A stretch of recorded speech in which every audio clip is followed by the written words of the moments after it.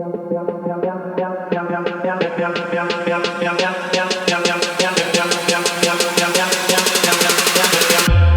this out. If there was ever a unique personality among all the unique personalities in the martial arts, I gotta say it was Hanshi Rico Guy. There are so many things I could say about him, though I really never trained with him. We spent a lot of time together at tournaments, at seminars, and so on. Yeah, Hanshi Rico Guy.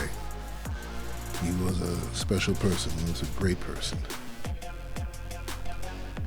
I've got so many stories and so many things. Oh, here's one. This is one that I think you guys will appreciate. This is a good one. And I got to tell you, with all these things that I'm telling you, there is no exaggerations. Now, honestly, I do leave some things out, and I may change some names, but, I'm sure you'll understand why I might leave something out of it, All right. I was at one of Aaron Banks' tournaments that he held at FIT, the Fashion Institute of Technology on, I think it was on 27th Street. It's off of 7th Avenue. And this is back in the early 1990s. Grandmaster Guy and I were judges for Forms Division. And I think we had just finished one division. I think it might have been teens, males, and then female or something like that. I'm not 100% sure. But we were finished, and we were waiting for them to send us, a new division and some new competitors. And while we were waiting, as usual, we started talking. And I think there were three of us. There was Hanshi, myself, and one other person. And I'm sorry, I don't remember who that other person was. Anyway, while we were talking, we noticed this young man heading toward us. Now, this guy was in his late 20s, early 30s, and he actually reminded me of that rock star, what's the guy's name? Billy Idol. He looked like if Billy Idol wore a colorful Century Martial Arts uniform, and he had this huge, long, ornately decorated, thick red belt around his waist. I noticed his patch was the same logo as a few of the students who had just competed in the division that we ran. Quiet as it's kept, those students didn't do so well. And I think they were like intermediate belts, green, purple, that kind of thing. And he may have had like maybe 4 or 5 of those students in a division that had like maybe 15 people or 15 competitors. And none of them placed in the top 4. And as I remember, their scores were pretty low. So we were fair. We weren't trying to embarrass anybody, but their scores were nothing to talk about. So this guy was heading toward us, and he's walking with determination, that kind of thing.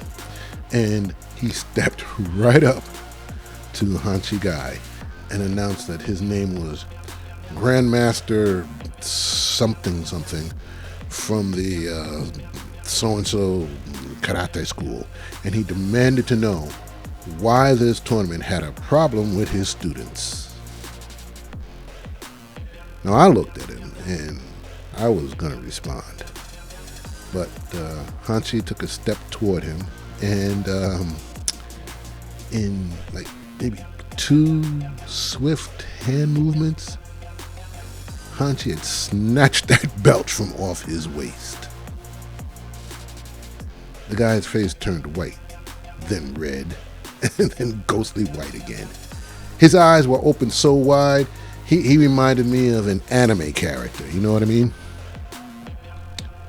So Hanshi, looking directly in his face, held up the belt and said, "I'll give you a list of names of people who you can train with. And then maybe in 20 or 30 years, I might give this belt back to you."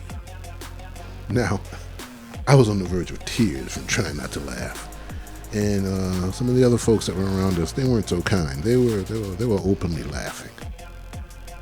But the guy's students, they were all frozen in shock. They couldn't move. Most of them had their mouths wide open with that "what in the hell" expression. You know what I mean?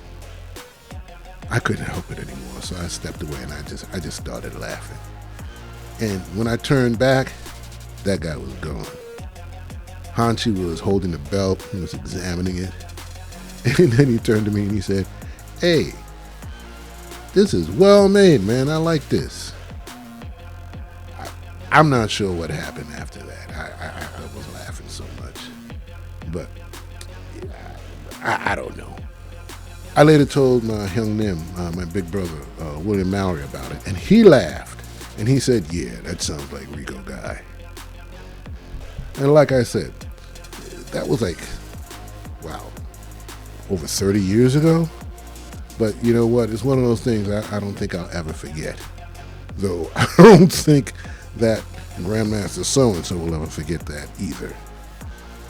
I sometimes wonder what happened to that guy. And really, whatever happened to his students, for that matter. But I know one thing. He'll never forget when he stepped up to and came across Hanshi Rico Guy, a warrior of bronze and fire.